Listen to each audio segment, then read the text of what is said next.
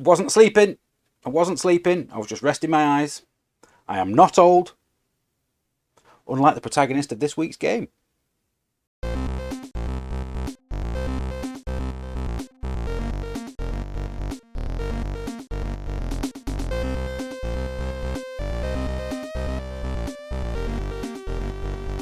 Hello everybody, welcome to the Re-Review, the series where I get to replay and reassess games from my favourite gaming era. I'm Brian, but everyone here tends to know me as UKGN Zoidberg. Whether this is your first episode in the series or you're a long-time viewer, you're probably here because you like Amiga games, just like me. When I swapped my Atari ST for an A500 in 1990, it instantly became one of my favourite systems for gaming, and it's home to a number of my favourite games of all time. I was in a privileged position to review quite a lot of these games when they were originally released in the pages of both Games X and Amiga Action.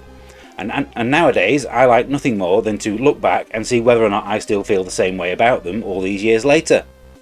In this episode I'm going to be putting on my reading glasses and slippers and sitting down into a comfy chair as I take on the role of the old age pensioner of gaming, Captain Dynamo, which was released by Codemasters in 1992.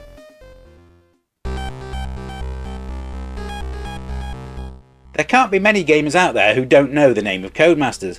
Whether it's through their hugely impressive racing games, their special 4-player cartridges for the Mega Drive, or their catalogue of pocket money price titles for the 8-bit systems, they are quite simply one of the most successful gaming companies in British video games.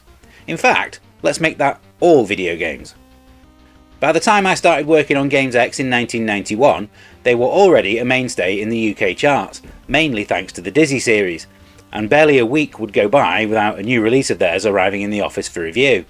During this time I used to write the columns for new releases on both the Spectrum and the Commodore 64, and this inevitably meant that I spent a lot of time playing Codemasters games. Naturally, in order to remain so prolific, Codemasters would work with a number of regular programmers and developers. This included Optimus, who converted a number of Dizzy and Seymour games to the Amiga and would go on to make Pegasus for Gremlin, but also Genesis Software and Big Red Software, the developers of CJ's Elephant Antics and Steg the Slug respectively. This brings me on to a programmer called Derek Leigh-Gilchrist. He started working for Codemasters in 1990 after having successfully converted Houston's Battle Valley to the Amiga the previous year. His first game for Codemasters would be Pub Quiz Simulator, a game not dissimilar to Zeppelin's Arcade Trivia Quiz that I recovered in Re-Review episode 42, although this one did actually come out first.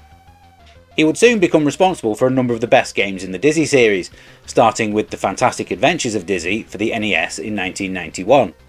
This game didn't actually come out at the time that it had originally been planned, thanks to legal issues with Nintendo over the Game Genie, but when it did finally arrive, it would go on to win the Best Adventure Game of the Year in US magazine Game Players. This would be his first collaboration with artist Lee Christian, and together they would go on to make Bubble Dizzy, Magic Land Dizzy and Dizzy Prince of the Yokefolk, all for the Amiga. They would also go on to create Captain Dynamo in 1992, and following that was the Amiga version of The Fantastic Adventures of Dizzy, which had its title shortened to just Fantastic Dizzy in 1993. Cosmic Spacehead would be his final game for Codemasters, and following that he would go on to get a job at Core Design, where one more Amiga game would get added to his CV in the shape of action role-playing game Dragonstone. He would remain at Core until 2001 and worked on a number of their PlayStation games including Shell Shock, Blam Machine Head, Ninja Shadow of Darkness and a number of games in the Tomb Raider series. After leaving Core, he would go on to work at 40 Winks and Crash Bash developer Eurocom Entertainment Software. Once there, another iconic franchise awaited, one that was even bigger than Lara Croft, in the shape of James Bond 007. In the space of just 4 years, he would provide programming support on the likes of Quantum of Solace, the Wii and Xbox 360 remakes of GoldenEye, and the much maligned 007 Legends. Following the critical and commercial failure of that last game, Eurocom would sadly close their doors in 2012. Brief stints at RuneScape developer Jagex and PlayFusion followed, and today Leigh-Gilchrist is still making games as head of development for Happy Cactus Games. Now though, it's time to see what I thought about Captain Dynamo as we check out my original review.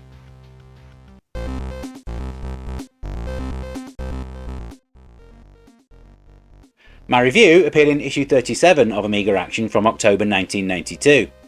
I reviewed a number of budget games in that same issue, including the re-releases of Super Monaco Grand Prix, Total Recall and Badlands.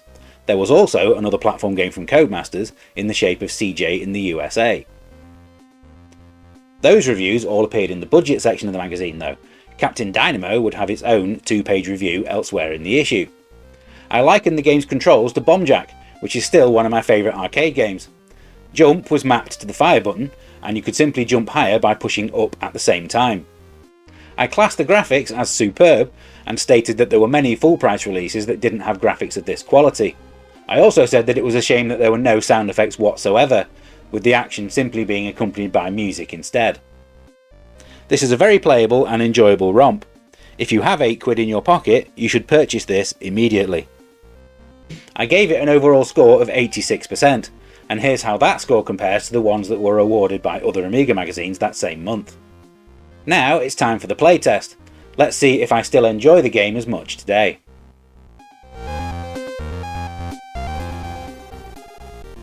So this is Captain Dynamo, a 72-year-old superhero called out of retirement to save the world. I think you'll agree there's nothing better than a game that takes up much of its screen space, reminding you what it's called the entire time. All joking aside though, this is clearly a very good looking game, nicely animated central character, lots of clarity between the backgrounds and the sprites. The aim of the game is just to collect all of the diamonds and reach the top of every level.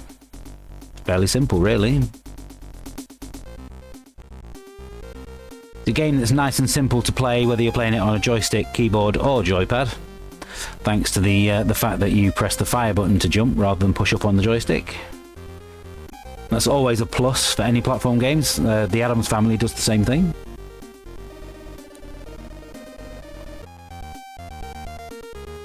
Oh, damn it. It's never fun when a game has cheap deaths like that you can't predict. Fortunately, this game doesn't have too many instances like that. If you do successfully manage to reach the top and collect all the diamonds, you do get what the game calls a secret bonus, which is only 5,000 points here, but if you collect all the diamonds in one life, I think you get 20,000 points for that. What I do find a little bit annoying is that you never know exactly how far a spring is going to throw you upwards. There's no vision. It doesn't seem like there's a visual indication as to how far it's going to throw you. It's also pretty decent that none of the levels outstay their welcome. It's very disappointing when games have overly long early levels. It makes it harder to get into them. No. Well, that wasted that extra life I got almost straight away. So obviously the main aim of the levels is to collect all of the diamonds, but you don't actually have to in order to complete them. The game will let you finish them just by getting to the top. But if you want to complete the game properly, then you will have to collect all of them. Well, that was quite a disappointing distance back that it sent me when I died then. No! And game over. It is disappointing that the game only features music in the background. But surely a few springing and death sound effects and diamond collecting sound effects wouldn't have been too difficult for the developers to implement. But I suppose that's just a throwback to the Dizzy games, because the same developers did make quite a few of those, and the Dizzy games only feature music and no sound effects as well. Would be nice if the in-game characters moved just a little bit quicker.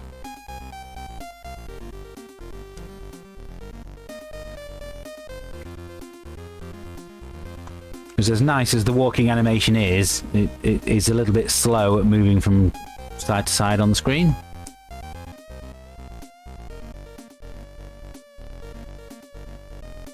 Yeah, that's a nice clean run, 20,000 point bonus. There were definitely a lot of games around at the time that were 2, sometimes 3 times more expensive to buy that were just nowhere near this good looking or smooth. No! That was close. Didn't want to die there.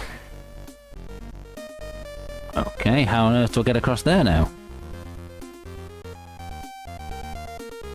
Okay, so that's disappointing, because that was a death that I had no way of avoiding. Now the game does feature a number of secrets, so I can exit the level warp there, but unfortunately there was no way of knowing that was likely to be a secret. Like, there's no visual hint. You need to make the wall look slightly different, just to make it obvious to the player that you can actually do something there. Now what this game does include, which many games of the time also did, is cheat codes. So if you were to type Purple Rain as your name on the high score table, that will give you infinite lives, developer clearly being a fan of Prince. And so now not only do I have infinite lives, I can also skip levels with the plus and minus key. So in the interests of seeing further into the game for the purposes of this video, I will skip levels. There we go, find ourselves on level 3 again. See if I can get the extra life and actually get out this time, shall we?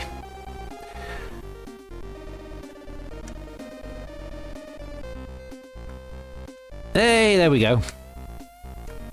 Not that I need it now that I've got infinite lives, but still nice to do.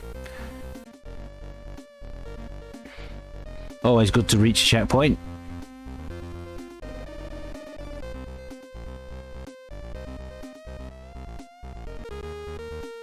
And the levels do provide a pretty decent challenge, the further you get into the game.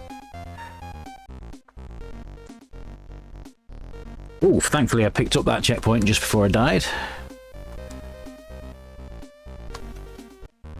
It's also nice that every couple of levels it changes up the graphical style, just to give the game a little bit of variety. Oh, there's an extra life hiding behind there. But again, there was no way of knowing that secret was going to be there. So anyway, I think we're reaching the end of the playtest here. It's time to move on and come up with the final judgment.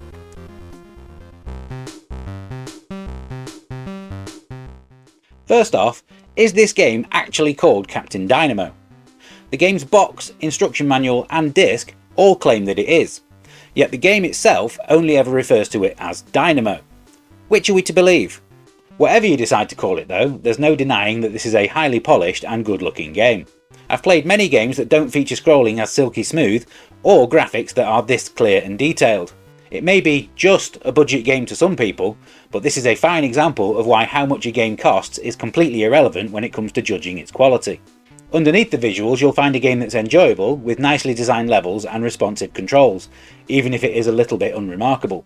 There's not an awful lot to the gameplay, and movement is a little bit sluggish, but it's a game that I find simply impossible to dislike. The most disappointing thing about it, as I said in my original review, is the complete lack of sound effects. I've complained many times about Amiga games that force me to choose between music or effects, and here there's no choice at all. You simply get music. Thankfully, the tune that plays throughout isn't one that will make you want to mute your TV. Ultimately, Captain Dynamo is a game that doesn't really do an awful lot wrong. It's perfectly okay for a few hours entertainment, but in a Super League as packed with absolute bangers as the arcade platform game one is, okay isn't really good enough. It's a definite 9 out of 10 for the graphics, but there's simply no way that I could give it any higher than 7 out of 10 overall if I was scoring it today.